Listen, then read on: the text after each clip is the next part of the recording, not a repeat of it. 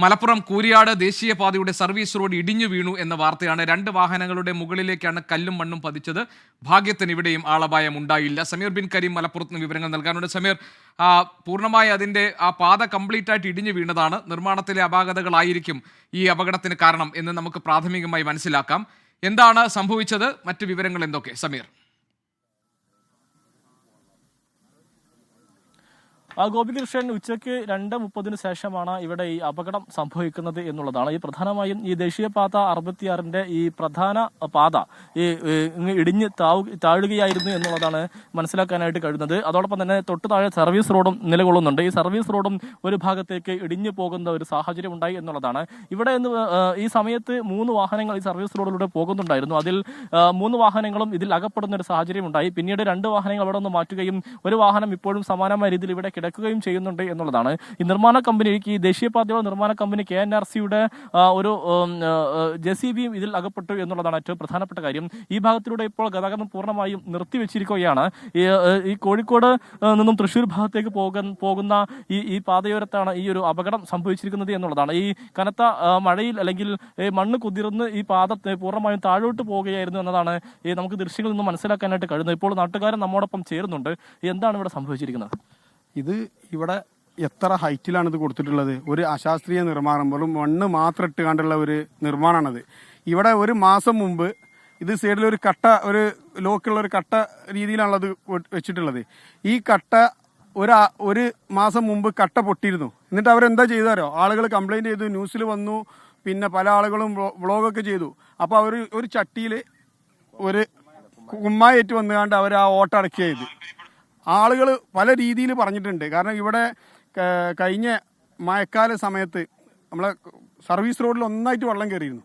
ആ വെള്ളം കയറിയ സമയത്തും ഇവിടെ ജനങ്ങൾ ഒരുപാട് ആളുകൾ നിന്ന് പ്രതിഷേധിച്ചതാണ്. കാരണം ആ സമയത്ത് വണ്ടി ഓടിയില്ല. 2-3 ദിവസം ഈ ഹൈവേയിലൂടെ വണ്ടി ഓടാതെ അന്ന് ഈ ജനങ്ങൾ മൊത്തം ഇവിടെ പ്രതിഷേധിച്ചതാണ്. തീർച്ചയായിട്ടും അത് അശാസ്ത്രീയ നിർമ്മാണം തന്നെയാണ്, അല്ലാതെ വേറെ ഒരു സംശയമില്ല. ഇവിടെ എന്ന് പറയുന്നത് വളരെ താഴ്ചയിൽ നിന്നും മണ്ണിട്ട് ഉയർത്തി റോഡ് നിർമ്മിച്ചാണല്ലേ? വളരെ താഴ്ചയിൽ, ഏറ്റവും അടി താഴ്ചയിൽ, ഏകദേശം ഒരു 4 നില ബിൽഡിങ്ങിന്റെ ഹൈറ്റിലാണ് ഈ റോഡ് കിടക്കുന്നത്. 4 നില ബിൽഡിങ്ങിന്റെ ഹൈറ്റിൽ ഈ റോഡ് കിടക്കുന്നത് 4 നില ബിൽഡിങ്ങിന്റെ ഹൈറ്റിലാണ്. ഇതിപ്പോ ഇനി പൂർണ്ണമായും മാറ്റേണ്ട ഒരു അവസ്ഥയാണല്ലേ? തീർച്ചയായും. ഇതിപ്പോ ഇത്ര ഇതൊക്കെ ആയിപ്പോയില്ലേ. ഇനിയിപ്പോ എങ്ങനെ പറയണ്ടേ, 1.5 കിലോമീറ്ററിന്റെ മേലെ ഇത് പൊളിച്ച് മാറ്റിയിട്ട് വായിച്ചു തുടങ്ങേണ്ടി വരും.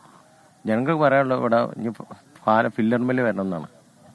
അല്ല, ഇത് ഇങ്ങനെ നടക്കില്ല. ഇതേ വിഷയങ്ങളാണ് ഇതേമാതിരി തൽപ്പാറ പഴയ നാഷണൽ ഹൈവേ മണ്ണെടുത്തപ്പോൾ അവിടെ നിന്ന് കൊണ്ടുപോകുന്നത്. ഇതേ സമയം സംഭവിക്കാനുള്ള സ്ഥലമാണ് തൽപ്പാറ.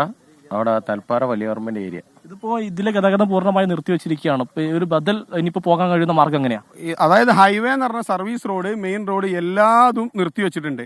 ഇനി പോകണമെന്നുണ്ടെങ്കിൽ ആളുകൾ ചമ്മാട് വഴി, തിരൂരങ്ങാടി, മമ്പുറം വഴി ചെറിയ ചെറിയ റോഡിൽ അത്രയും റിസ്ക് എടുത്തിട്ട് പോകണം. കാരണം ഇപ്പോഴേ അവിടെ നോക്കിയാൽ കാണാം ഫുൾ ബ്ലോക്കാണ് കുളപ്പുറം. ഇപ്പം നിങ്ങൾ ഇങ്ങോട്ട് വരാൻ വേണ്ടിയിട്ട് 2.5 മണിക്ക് സംഭവിച്ചിട്ട് നിങ്ങൾ 1.5 മണിക്കൂർ കഴിഞ്ഞിട്ടല്ലേ ഇവിടെ എത്തിയത്. കാരണം നിങ്ങൾ വരുന്ന വഴിയിലൊക്കെ ബ്ലോക്കല്ലേ. പൊതുവേ ദേശീയപാത മൊത്തം ബ്ലോക്കാണ്. അതിന്റെ ഇടയിൽ ഈ ഇത്രയും ഒരു 3-4 കിലോമീറ്ററിൽ സ്വാതന്ത്ര്യം ഇല്ലാതായി ജനങ്ങൾക്ക്. കുളപ്പുറത്തിൽ നിന്നും പിന്നെ കക്കാട് ഭാഗത്തേക്ക് പോകുന്ന ഒരുപാട് ആളുകളുണ്ട്. കുണ്ടോട്ടിൽ നിന്ന് വരുന്ന ആളുകളുണ്ട് കക്കാട്ടിലേക്ക് പോകുന്ന. അവരുടെ സഞ്ചാര സ്വാതന്ത്ര്യം ഇല്ലാതെ ഇപ്പം മറ്റുള്ള ആശ്രയിച്ചിട്ടാണ് ഇപ്പോൾ നോക്കേണ്ടത്. പിന്നെ ഇത് ഇപ്പം നടന്നതിന് വലിയ ഇതാണ്. അല്ലെ, ഇത് ഉദ്ഘാടനം കഴിഞ്ഞ് നടന്നിട്ട് ഒരുപാട് അപകടങ്ങൾ സംഭവിക്കുകയല്ലേ. ഇതല്ല ഈ സ്ഥിതി. ദൈവത്തിന്റെ കാരുണ്യാണിത്, നമ്മൾ കണ്ടറിയേണ്ടതുണ്ട്. ഈ പാടത്തിലേക്ക് ഒരു ഭാഗത്തേക്ക് സർവീസ് റോഡ് നീങ്ങിപ്പോയൊരവസ്ഥ ഉണ്ടല്ലോ. അതെ, തീർച്ചയായിട്ടും ഉണ്ട്. ഇത് മുന്നേ ഇതേമാതിരി പിന്നെ അവിടെ ഉണ്ട അനുഭവങ്ങൾ ഉണ്ടായിട്ടുണ്ട്. അധികൃതരോട് KNRCക്കാരോടും അവരോട് പറഞ്ഞിട്ടും മുഖം എനിക്കിങ്ങാണ്ട് ഒന്ന് പോളിഷ് ചെയ്തിങ്ങാണ്ട് വീണ്ടും ഇതേപറ്റി ആകുമായിരുന്നു. ഇതിനെക്കാട്ടി ഭീകരമായ അവസ്ഥ ആകുമായിരുന്നു. പക്ഷെ എന്തോ ഒരു ഭാഗ്യത്തിന് ആ സമയത്ത് ഉച്ചനേരമായതുകൊണ്ട് വാഹനങ്ങൾ കുറവായതിനാൽ വൻ ദുരന്തത്തിൽ നിന്ന് രക്ഷപ്പെട്ടു എന്ന് വേണം പറയാനാണ്. 1 കിലോമീറ്ററിന്റെ മേലെ മൊത്തം ബ്ലോക്ക് ഉണ്ടാവലുണ്ട്. ഇന്ന് എന്തോ ഒരു ഭാഗ്യത്തിന് വെറും 3 വണ്ടി മാത്രമാണ് ഇത് ഇടിഞ്ഞ സമയത്ത് കുടുങ്ങിയത്. അതല്ലാന്നുണ്ടെങ്കിൽ ആ അറ്റം മുതൽ ഈ അറ്റം വരെ 1 കിലോമീറ്ററോളം ഇവിടെ സാധാരണ ബ്ലോക്ക് ഉണ്ടാവില്ലേ. എന്തോ സമയം 2:30 എന്തോ ഇവിടുത്തെ നാട്ടുകാരെ നല്ലത് അല്ല, ഗോപികൃഷ്ണൻ, ഈ സാധാരണഗതിയിൽ ഇവിടെ സർവീസ് റോഡിലൊക്കെ തന്നെ വലിയ തരത്തിലുള്ള ഗതാഗത തടസ്സം അനുഭവിക്കാറുണ്ട്.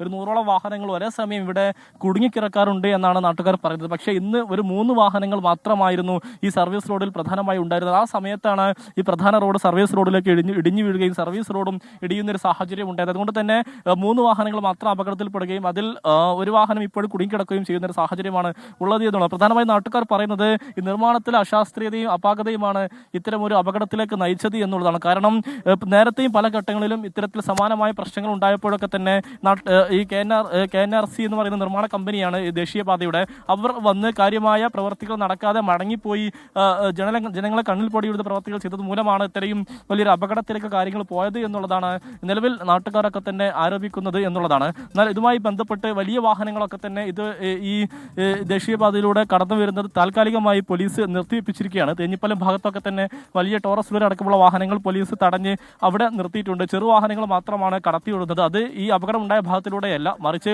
ഈ ചമ്മാട് തിരുവരങ്ങാടി മമ്പുറം ഭാഗത്തിലൂടെയാണ് ആ വാഹനങ്ങൾ നിലവിൽ കടന്നു പോകുന്നത്. ഇതുവഴി ഒരു വാഹനവും കടന്നു പോകാൻ കഴിയാത്ത ഒരവസ്ഥയാണ് ഉള്ളത് എന്നുള്ളതാണ്. കാരണം ഈ റോഡിനൊക്കെ തന്നെ പാതയുടെ സംരക്ഷണ ഭിത്തിയാണ് യഥാർത്ഥത്തിൽ തകർന്നു വീണിരിക്കുന്നത്. സർവീസ് റോഡിലേക്ക് തലനാരിഴയ്ക്കാണ് ആളുകൾ രക്ഷപ്പെട്ടത്. ദേശീയപാതയുടെ ഒരു ഭാഗം സർവീസ് റോഡിലേക്ക് ഇടിഞ്ഞു വീഴുകയായിരുന്നു. നിർമ്മാണത്തിനിടെയാണ് ദേശീയപാത 66 ആറുവരിപ്പാത ഇടിഞ്ഞു വീണത്. ഉച്ചയോടെയായിരുന്നു സംഭവം. കോഴിക്കോട് തൃശൂർ ദേശീയപാതയിൽ മലപ്പുറം ജില്ലയിലെ കൂരിയാടിനും കുളപ്പുറത്തിനും ഇടയിലുള്ള റോഡാണ് തകർന്നു വീണത്. കൂരിയാട് സർവീസ് സ്റ്റേഷന് സമീപം ദേശീയപാതയുടെ ഒരു ഭാഗം സർവീസ് റോഡിലേക്ക് ഇടിഞ്ഞു വീണാണ് അപകടമുണ്ടായത്. കൂരിയാട് ഗതാഗത കുരുക്കാണ്. അവിടെ തലനാരിഴയ്ക്ക് ആളുകൾ രക്ഷപ്പെട്ടു. സഞ്ചരിച്ചുകൊണ്ടിരുന്ന ഒരു വാഹനത്തിന് മുകളിലേക്കാണ് വീണത്. അത് സർവീസ് റോഡായിരുന്നു. അതിൻ്റെ ആ ദേശീയപാതയുടെ സംരക്ഷണ ഭിത്തി ഇടിഞ്ഞു വീണിരിക്കുന്നു. എന്ത് വിശ്വാസത്തിലാണ് ആളുകൾക്ക് അതിലൂടെ യാത്ര ചെയ്യാൻ കഴിയുക? നിർമ്മാണത്തിലെ അശാസ്ത്രീയത, അതിലെ പാകപ്പിഴകൾ, അപാകതയാണ് ഈ അപകടത്തിന് വഴിവെച്ചതെങ്കിൽ അതിനെതിരായിട്ടുള്ള നടപടികൾ എന്തൊക്കെ എന്ന ചോദ്യം നമ്മുടെ മുന്നിലുണ്ട്. സമീർ ബിൻ കരീം ആണ് വിവരങ്ങൾ നൽകുന്നത്. ദേശീയപാത നിർമ്മാണത്തിലെ അപാകതകളാണോ എന്നറിയില്ല. ഏതായാലും 66 ആറുവരിപ്പാത ഇടിഞ്ഞു വീണിരിക്കുന്നു. ഭാഗ്യത്തിന് ആളപായം ഉണ്ടായിട്ടില്ല.